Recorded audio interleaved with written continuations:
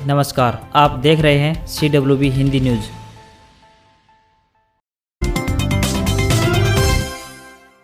सज गया एलनाबाद का सियासी मैदान। राजनीति के 3 दिग्गज खिलाड़ियों के बीच होगा रोचक मुकाबला। एलनाबाद उपचुनाव का सियासी मैदान सज गया है। अभय चौटाला तीसरी बार एलनाबाद के चुनावी रण में उतरे हैं। वहीं इनेलो शासनकाल में गहरे दोस्त रहे पवन बेनीवाल भी तीसरी बार अभय के सामने ताल ठोकेंगे। पवन बेनीवाल इस बार भाजपा छोड़कर कांग्रेस की टिकट पर चुनाव मैदान में उतरे हैं। भाजपा ने इस बार सिरसा के विधायक गोपाल कांडा के छोटे भाई गोविंद कांडा को किसान आंदोलन के बाद मैदान में उतारा है। अजय व दुष्यंत चौटाला की पार्टी ने इस बार यहां से उम्मीदवार उतारने की बजाय भाजपा के साथ उम्मीदवार उतारा है। आधार कार्ड अपडेट्स। 5 साल से लेकर 15 साल तक के बच्चों का बायोमेट्रिक अपडेट कराना जरूरी है, नहीं तो बेकार हो जाएगा आधार कार्ड। जिस बच्चे का आधार कार्ड उसकी 5 साल की आयु से पहले बना हो, उन बच्चों की 5 साल की आयु के पश्चात आधार कार्ड में बायोमेट्रिक अपडेट करवाना अनिवार्य है। बच्चों के बायोमेट्रिक 2 बार अपडेट करवाने होते हैं। पहली बार जब बच्चा 5 साल का हो जाए और दूसरी बार जब बच्चा 15 साल का हो जाए। बता दें कि 5 साल से कम उम्र के बच्चों के बायोमेट्रिक यानी उंगलियों के निशान और आंखों की पुतली विकसित नहीं होते हैं, इसलिए ऐसे बच्चों के आधार एनरोलमेंट के वक्त उनके बायोमेट्रिक नहीं लिए जाते। फसल अवशेष प्रबंधन योजना स्कीम। अब सभी जोन के किसानों को मिलेंगे कृषि यंत्र। कृषि एवं किसान कल्याण विभाग द्वारा फसल अवशेष प्रबंधन योजना के अंतर्गत प्रथम चरण एवं द्वितीय चरण के तहत सभी जोन के आवेदकों को कृषि यंत्र दिए जाएंगे। इसके लिए किसानों को 9 अक्टूबर तक अपने बिल व अन्य दस्तावेज विभाग की वेबसाइट पर अपलोड करने होंगे। सहायक कृषि अभियंता गोपीराम सांगवान ने बताया कि रेड व येलो जोन के अलावा ग्रीन जोन के सभी योग्य आवेदकों को कस्टम हायरिंग सेटर एवं व्यक्तिगत श्रेणी को भी मशीनें उपलब्ध करवाने का निर्णय लिया गया है, बशर्ते योजना की शर्तें एवं दस्तावेज पूरे करते हों।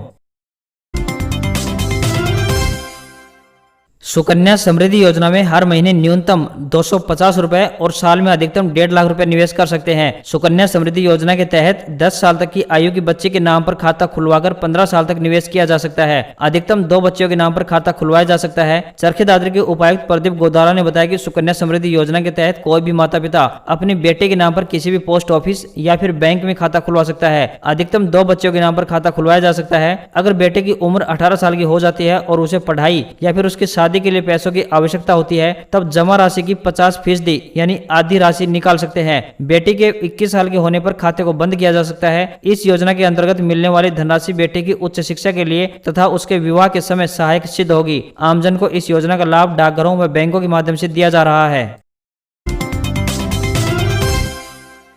हरियाणा कर्मचारी चयन आयोग यानी HSSC ने महिला कांस्टेबल के पद के लिए लिखित परीक्षा का परिणाम प्रकाशित कर दिया है। उम्मीदवार HSSC की आधिकारिक वेबसाइट hssc.gov.in से परिणाम डाउनलोड कर सकते हैं। शॉर्टलिस्ट किए गए उम्मीदवार अब PST यानी फिजिकल स्क्रीनिंग टेस्ट के लिए उपस्थित होंगे। चयनित उम्मीदवारों को फिजिकल स्क्रीनिंग टेस्ट 11 अक्टूबर 2021 से 13 अक्टूबर 2021 तक आयोजित किया जाएगा। उम्मीदवार 8 अक्टूबर 2021 यानी आज से आधिकारिक वेबसाइट से Haryana SSC constable physical admit card download कर सकते हैं।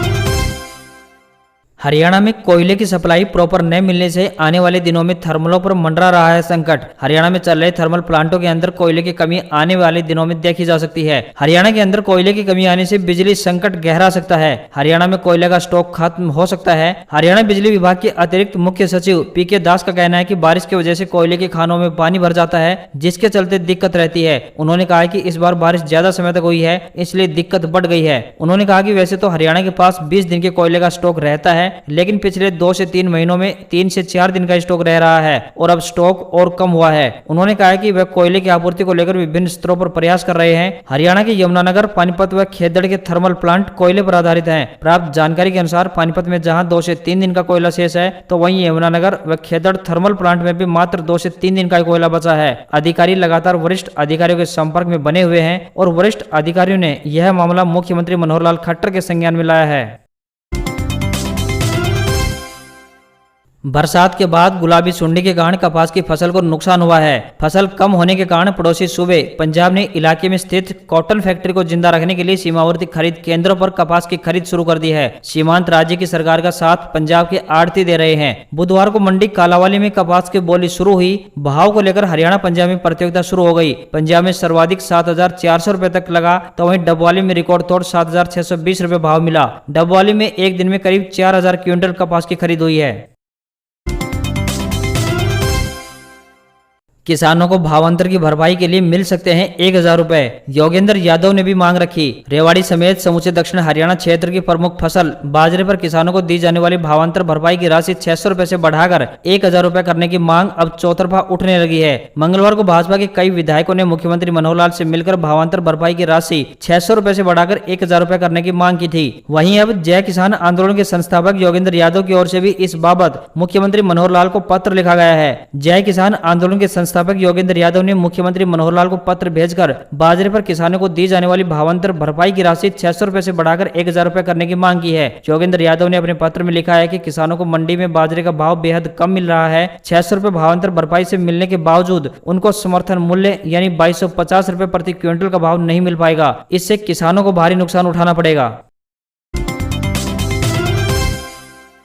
लकीर से हटकर जिसने भी काम किया उसने ही नए आयामों को छुआ है। जब पारंपरिक खेती बाड़ी जब घाटे का सौदा बनने लगी व पैदावार घटने लगी तो कलायत के किसान अजय प्रताप ने अमरूद का बाग लगाने की ठानी। शुरुआत में साथी किसानों ने प्रयोग को लेकर डराया भी, लेकिन अजय प्रताप आगे बढ़ते रहे। आज अमरूद के 2 एकड़ बाग से 4 लाख रुपए की आमदनी कर रहे हैं। किसान अजय प्रताप बताते हैं कि अब 2 एकड़ के बाग से अच्छी खासी आमदनी हुई तो उन्होंने 4.5 एकड़ जमीन पर और बाग लगा दिया है। अगले साल तक वो भी फल देना शुरू कर देगा। अब उनके पास 6.5 एकड़ में बाग हो गया है। उनका कहना है कि धान में गेहूं की खेती पानी ज्यादा मांगती है, इससे जल स्तर घटता जा रहा था। उस जल स्तर को बचाने के लिए बागवानी की तरफ रुझान बढ़ाया है। अमरूद का बाग लगाकर अन्य किसान भी अच्छी आमदनी कर सकते हैं। किसान बताते हैं कि उन्होंने अपने बाग में VNR अमरूद की किस्म के पौधे लगाए हुए हैं। उन्होंने 2 एकड़ के बाग में 300 पौधे लगाए हुए हैं। VNR किस्म का अमरूद 10 महीने तक फल देता है। इस अमरूद में कीड़ा भी नहीं लगता है। हरियाणा एसएससी ने लाइनमैन व पीजीटी संस्कृत पदों पर भर्ती परीक्षा का शेड्यूल जारी किया। हरियाणा स्टाफ सिलेक्शन कमीशन ने बिजली विभाग व शिक्षा विभाग जो कि एडवर्टाइजमेंट नंबर 11/2019 कैटेगरी नंबर 21 और वहीं दूसरी तरफ पीजीटी संस्कृत की बात करें तो एडवर्टाइजमेंट नंबर 1/2021 कैटेगरी नंबर 1 के पदों पर OMR बेस्ड परीक्षा का शेड्यूल जारी कर दिया है। बता दें कि हरियाणा स्टाफ सिलेक्शन कमीशन ने बिजली विभाग के कुल 2,978 पदों पर भर्ती के लिए ऑनलाइन आवेदन मांगे थे। साथ ही हरियाणा स्टाफ सिलेक्शन कमीशन ने शिक्षा विभाग के संस्कृत के 534 पदों पर भर्ती के लिए नोटिस जारी किया था। अब हरियाणा स्टाफ सिलेक्शन कमीशन इन्हीं पदों पर भर्ती के लिए OMR आधारित परीक्षा के लिए शेड्यूल जारी किया है। अगर आप अपनी पुरानी कार से ज्यादा दिल लगा बैठे हैं और उसे बेचना या कबाड़ में नहीं देना चाहते हैं तो यह आदत आपके लिए काफी महंगी साबित हो सकती है, क्योंकि पुराने वाहनों का रजिस्ट्रेशन नवीनीकरण महंगा होने वाला है। केंद्र सरकार ने फैसला लिया है कि अप्रैल 2022 से 15 साल पुराने वाहनों के रजिस्ट्रेशन के नवीनीकरण का शुल्क 8 गुना बढ़ा दिया जाएगा। दरअसल केंद्र सरकार ने यह फैसला पुराने व प्रदूषण फैलाने वाले वाहनों को बंद करने के उद्देश्य से लिया है। दिल्ली में 10 साल से ज्यादा पुराने डीजल और 15 साल पुराने पेट्रोल वाहनों पर पहले ही रोक लगी हुई है। अधिसूचना में कहा गया है कि 15 साल पुरानी कार के रजिस्ट्रेशन के नवीनीकरण पर अप्रैल 2022 से 600 रुपए की बजाय 5,000 रुपए लगेंगे। सीटेट 2021 के लिए 19 अक्टूबर तक रहे आवेदन। 20 भाषाओं में CBT मोड में दिसंबर जनवरी में एग्जाम होगा। पेपर का पैटर्न भी बदल दिया गया है। हरियाणा में सीटेट और एसटेट का एक समान दर्जा दे दिया गया है। सीटेट यानी सेंट्रल टीचर एलिजिबिलिटी टेस्ट दिसंबर 2021 के लिए ऑनलाइन आवेदन प्रक्रिया शुरू हो चुकी है। आवेदन की अंतिम तिथि 19 अक्टूबर 2021 रात 11:59 तक है। उम्मीदवार आवेदन शुल्क 20 अक्टूबर दोपहर 3:30 तक जमा कर सकते हैं। परीक्षा 16 दिसंबर 2021 से शुरू होगी, वहीं 13 जनवरी 2022 तक चलेगी। इस बार कंप्यूटर आधारित टेस्ट यानी CBT मोड में सीटेट के 15वें संस्करण का आयोजन किया जाएगा। परीक्षा पूरे देश में 20 भाषाओं में आयोजित की जाएगी। CBSE नए सैंपल पेपर और ब्लूप्रिंट्स भी जल्द जारी करेगा। हरियाणा सरकार ने पिछले दिनों सीटेट और एसटेट के बराबर का दर्जा दे दिया था। ऐसे में टीचिंग में आने के इच्छुक युवाओं ने सीटेट करने में काफी रुचि दिखाई है। इस बार पहले से ज्यादा पात्र परीक्षा में शामिल होंगे। हरियाणा के मुखिया मनोहर लाल ने लाल डोरे से बाहर बने मकानों को लेकर राहत भरी खबर सुनाई है। ग्रामीणों के लिए हरियाणा सरकार दूसरी बड़ी योजना लेकर आ रही है। पहली लाल डोरा के अंदर की थी और अब दूसरी लाल डोरा के बाहर वालों के लिए है। लाल डोरा के बाहर जिन लोगों ने मकान बनाए हुए हैं उन्हें भी रजिस्ट्री दी जाएगी। इस दिशा में काम तेजी से आगे बढ़ रहा है। मुख्यमंत्री मनोहर लाल ने कहा है कि अनुसूचित जाति वर्ग के लिए प्लाट आवास योजना और मकान मरम्मत योजना संबंधी शिकायतों के निपटारे के लिए भी अलग से सेल बनाया जाएगा। इसके साथ ही इन शिकायतों के लिए एक अलग से पोर्टल भी बनाया जाएगा। लाल डोरे से बाहर के मकानों की रजिस्ट्री से संबंधित योजना जल्दी अमल में लाई जाएगी। Gold silver update. बीते दिनों की गिरावट के बाद फिर 47,000 के करीब पहुंचा सोना। दिवाली तक 49,000 तक जा सकता है। पिछले दिनों की गिरावट के बाद सोने चांदी की चमक फिर से बढ़ने लगी है। सराफा बाजार में सोना 281 रुपए महंगा होकर 46,885 रुपए प्रति 10 ग्राम पर पहुंच गया है। वहीं चांदी की बात करें तो सराफा बाजार में ये 562 रुपए की बढ़त के साथ 61,078 रुपए प्रति किलोग्राम पर पहुंच गई है।